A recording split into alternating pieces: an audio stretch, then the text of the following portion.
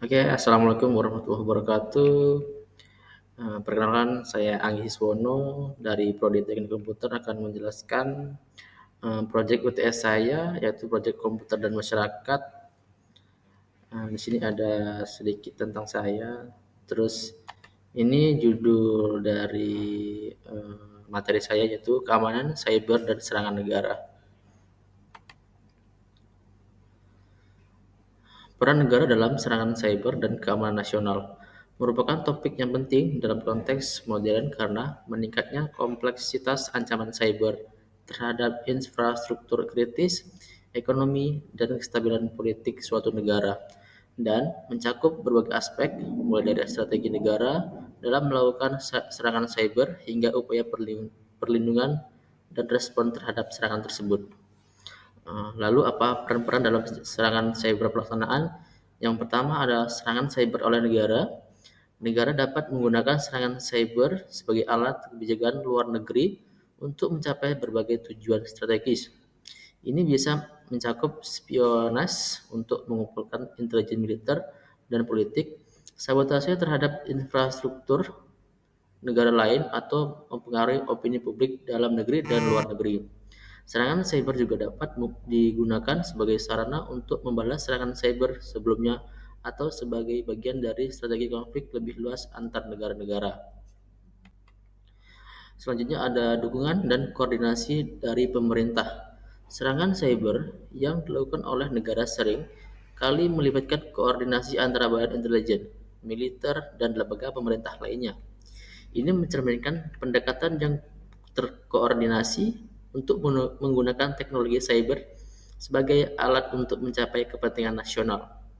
Selanjutnya ada pembiayaan dan pengembangan kapasitas. Nah, negara-negara yang terlibat dalam serangan cyber seringkali mengalokasikan sumber daya signifikan untuk pengembangan kapasitas cyber, baik dalam hal teknologi, personel, maupun penelitian dan pengembangan. Ini termasuk investasi dalam pengembangan malware, teknik penetrasi, dan strategi penghindaran deteksi implikasi keamanan nasional. Kemudian ada ancaman terhadap infrastruktur kritis. Serangan cyber yang ditujukan pada infrastruktur kritis seperti sistem tenaga listrik, sistem keuangan, atau transportasi dapat memiliki dampak yang merusak pada keamanan nasional. Misalnya serangan terhadap sistem kelistrikan dapat menyebabkan pemadam listrik massal yang berpotensi mengganggu kehidupan sehari-hari dan keamanan masyarakat. Selanjutnya ada resiko terhadap data strategis dan rahasia negara. Pencurian data strategis seperti rencana pertahanan, kekayaan intelektual, atau informasi rahasia pemerintah melalui serangan cyber dapat mengancam keamanan nasional. Informasi yang direbut dapat digunakan untuk merugikan kepentingan nasional atau untuk mengungkapkan kerentanan yang dapat dimanfaatkan oleh musuh. Pengaruh terhadap stabilitas politik dan diplomatik. Serangan cyber yang berhasil dapat merusak reputasi politik suatu negara di mata komunitas internasional. Serangan yang terungkap juga dapat memicu reaksi diplomatik yang keras, termasuk sanksi ekonomi atau respon militer, yang berpotensi meningkatkan ketegangan antar negara-negara. Langkah-langkah pelindungan dan respon. Selanjutnya ada penguatan pertahanan cyber. Negara-negara perlu meningkatkan kemampuan mereka dalam mempertahankan cyber untuk melindungi infrastruktur kritis, data pemerintah, dan kepentingan nasional lainnya dari serangan cyber. Ini mencakup pengembangan kebijakan, standar keamanan, serta investasi dalam teknologi yang personal cyber yang terlatih. Selanjutnya ada kerjasama internasional. Kerjasama internasional dalam bidang keamanan cyber menjadi krusial dalam mengatasi keancaman yang melintas batas negara, pertukaran informasi intelijen, pembentukan norma internasional, dan kerjasama dalam penegakan hukum merupakan beberapa bentuk kerjasama yang dapat membantu mengurangi risiko serangan cyber. Nah, selanjutnya ada pengembangan kebijakan dan hukum cyber. Negara-negara perlu mengembangkan kerangka kerja hukum yang jelas dan efektif untuk mengatasi serangan cyber, termasuk regulasi tentang perlindungan data, kewajiban penyajian layanan internet, dan mekanisme untuk menanggapi insiden cyber secara cepat dan efektif.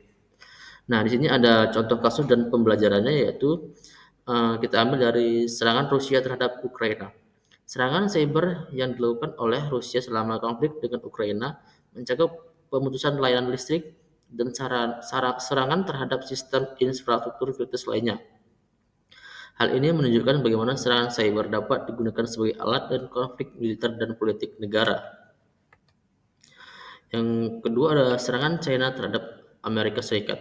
Kasus-kasus seperti pencurian kekayaan intelektual oleh China dari perusahaan teknologi Amerika Serikat menyoroti bagaimana serangan cyber dapat digunakan untuk keuntungan ekonomi dan strategis jangka panjang. Yang ketiga ada serangan Korea Utara. Nah, negara ini terlibat dalam serangkaian serangan cyber mencakup pencurian dana dari institusi keuangan internasional dan tindakan lainnya yang bertujuan untuk mempengaruhi kebijakan dan opini internasional terhadap negara tersebut. Nah, ini ada mengeksplorasi serangan cyber yang dilakukan oleh negara-negara. Jadi apa motivasi di balik serangan cyber negara? Yaitu yang pertama ada keuntungan militer dari intelijen. Yang pertama ada spionage cyber. Salah satu motivasi utama untuk melakukan serangan cyber adalah untuk memperoleh informasi intelijen yang berharga dari negara lain. Informasi ini dapat mencakup rencana militer, kebijakan strategis, dan komunikasi rahasia yang dapat memberikan keunggulan dalam perencanaan strategis dan taktis. Nah, selanjutnya ada pemantauan potensi ancaman. Negara-negara seringkali menggunakan serangan cyber untuk memantau potensi ancaman dari negara lain, termasuk aktivitas militer atau kegiatan yang dianggap merugikan bagi keamanan nasional. Selanjutnya ada pengaruh politik dan diplomatik. Serangan cyber dapat digunakan untuk mempengaruhi opini publik, baik di dalam maupun di luar negeri, terhadap kebijakan atau tindakan suatu negara. Ini bisa melalui penyebaran propaganda atau manipulasi informasi yang bertujuan untuk merubah persepsi terhadap pemerintah atau institusi negara target. Yang terakhir ada mengacaukan proses politik. Serangan cyber dapat mengganggu proses politik dalam bentuk pemilihan umum atau referendum dengan meretas sistem pemilihan atau menyebarkan informasi palsu untuk mempengaruhi hasil. Nah, ini ada selanjutnya yaitu ada keuntungan ekonomi. Yang pertama ada pencurian kekayaan intelektual. Nah, negara dapat menggunakan serangan cyber untuk mencuri kekayaan intelektual seperti rancangan produk, teknologi terbaru, atau informasi bisnis strategis dari perusahaan asing. Ini memberikan keunggulan ekonomi dan teknologi yang signifikan bagi negara penyerang. Selanjutnya ada pencurian dana dan informasi keuangan. Serangan cyber juga dapat bertujuan untuk mencuri dana atau informasi keuangan dari perusahaan, lembaga keuangan, atau individu dengan tujuan mendapat keuntungan finansial yang besar.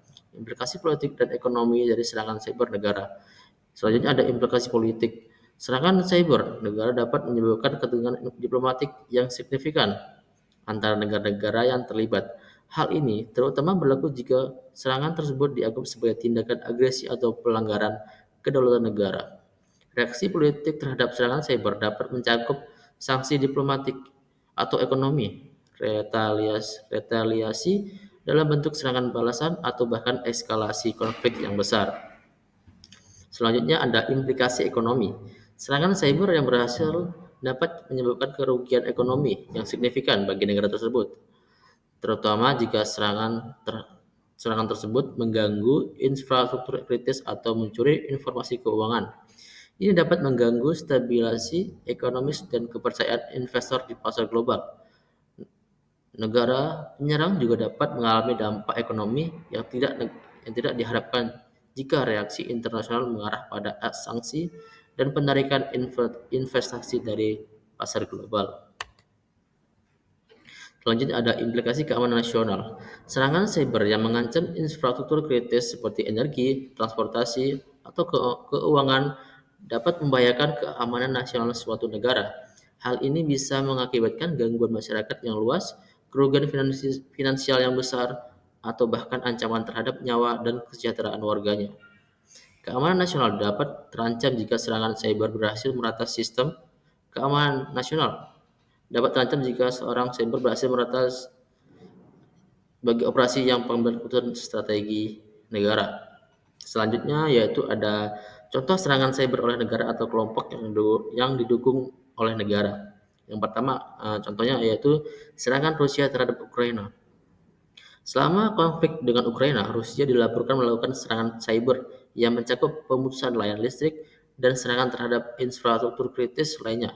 Tujuan serangan ini termasuk mempengaruhi operasi militer lawan dan memperoleh intelijen yang strategis. Selanjutnya ada serangan China terhadap Amerika Serikat dan negara-negara lainnya. China dituduh melakukan serangan cyber yang berorientasi pada pencurian kekayaan intelektual dan perusahaan teknologi Amerika Serikat dan negara lainnya. Serangan ini memberikan keunggulan ekonomi dan teknologi bagi China dalam persaingan global. Yang selanjutnya ada serangan Korea Utara. Korea Utara terlibat dalam serangan cyber yang mencakup pencurian dana dari institusi keuangan dan serangan terhadap infrastruktur terkait militer. Motivasi serangan ini termasuk mendapatkan sumber daya keuangan dan memperoleh informasi rahasia untuk kepentingan politik dan militer. Nah, lalu apa langkah-langkah perlindungan dari respon? Yaitu penguatan pertahanan cyber. Negara-negara harus meningkatkan pertahanan cyber mereka untuk melindungi infrastruktur kritis, data sensitif, dan kepentingan nasional dari serangan cyber.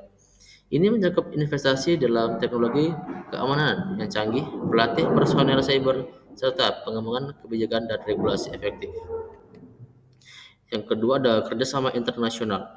Kerjasama antar negara sangat penting dalam menghadapi serangan cyber yang melintas batas negara. Pertukaran informasi intelijen, pembentukan norma internasional tentang perilaku cyber yang dapat diterima, dan kerjasama dalam penegakan hukum merupakan langkah-langkah yang dapat mengurangi ancaman dari serangan cyber negara. Yang terakhir ada pengembangan kebijakan dan hukum cyber nasional.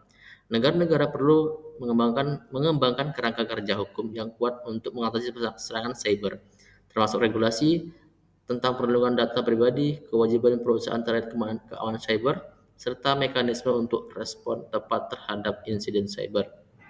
Baiklah, mungkin itu saja yang bisa saya jelaskan sedikit tentang materi saya tadi. Lebih dan kurang saya mohon maaf. Saya akhiri. Assalamualaikum warahmatullahi wabarakatuh.